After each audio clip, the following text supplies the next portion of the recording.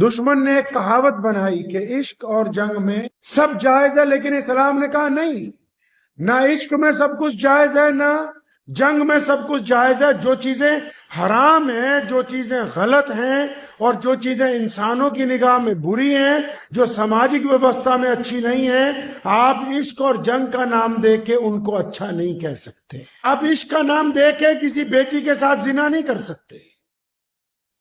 آپ جنگ کا بہانہ بنا کے کسی کے بچوں کا قتل نہیں کر سکتے۔ یہ یہودیوں نے فکرہ بنایا کہ عشق اور جنگ میں سب جائز ہے۔